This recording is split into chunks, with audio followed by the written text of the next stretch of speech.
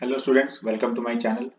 Solve करते हैं concept of physics के centre of mass and collision chapter से सब्जेक्टिव एक्सरसाइज का क्वेश्चन नंबर 16।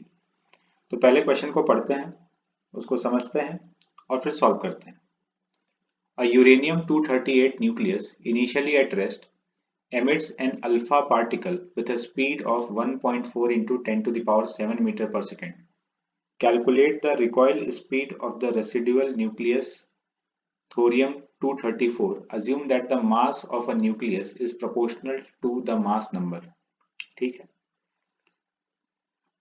तो एक यूरेनियम न्यूक्लियस है, यूरेनियम 238, 238 उसका मास नंबर हो गया, तो मास उसके प्रोपोर्शनल है। तो यूरेनियम का मास हम लोग 238 m कंसिडर कर लेते हैं। बेसिकली इसमें 238 न्यूट्रॉन प्लस प्रोटॉन है, इसलिए 238 लिखा हुआ, यही इसका मास नंबर हो गया। तो एक न्यूट्रॉन या प्रोटॉन का मास अगर m हो गया तो टोटल यूरेनियम न्यूक्लियस का मास 238 हो गया। अल्फा पार्टिकल हीलियम का न्यूक्लियस होता है, तो उसमें 2 प्रोटॉन 2 न्यूट्रॉन, उसका मास नंबर 4 होता है। तो अल्फा पार्टिकल हीलियम का न्यूक्लियस है तो उसका मास 4m हो गया। तो थोरियम जो बना, थोरियम यूरेनियम में से अल्फा पार्टिकल निकल जाने पर, मतलब इसका मास नंबर 4 से कम हो जाएगा, तो 234 बचा।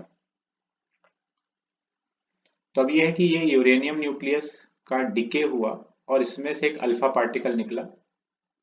तो अल्फा पार्टिकल का वेलोसिटी हम लोग को दिया हुआ v1, और इस थोरियम का रिकॉइल वेलोसिटी, मतलब ये ऑपोजिट डायरेक्शन में कितने वेलोसिटी से भागेगा ये बताना है। तो ये जो डिके हो रहा है ये बिल्कुल एक्सप्लोजन की तरह है, बम फूटने के जैसा है। तो एक्सप्लोजन जो हो रहा है या जो डिके हुआ है, इसमें किसी एक्सटर्नल फोर्स का रोल नहीं है, ये इंटरनल डिसबैलेंस की वजह से ये डिके होता है। तो एक्सटर्नल फोर्स जीरो है, और जब सिस्टम पर एक्सटर्नल फोर्स जीरो है तो सिस्टम का मोमेंटम कांस्टेंट है। तो हम लोग यहाँ पर लीनियर मोमेंटम कंजर्वेशन लगा देंगे। इनिशियली यूरेनियम न्यूक्लियस के पास कोई वेलोसिटी नहीं था, इनिशियल मोमेंटम जीरो था, तो ये इनिशियल मोमेंटम जीरो हो गया। फाइनली ये अल्फा पार्टिकल का वेलोसिटी v1 है, तो 4m इंटू v1, और थोरियम का मास हो गया 234m, और इसका वेलोसिटी है -v2, नेगेटिव डायरेक्शन में है। तो ये थोरियम न्यूक्लियस का मोमेंटम हो गया 234m इंटू -v2। तो यहाँ से v2 का वैल्यू हम लोग को मिल गया 4v1/234।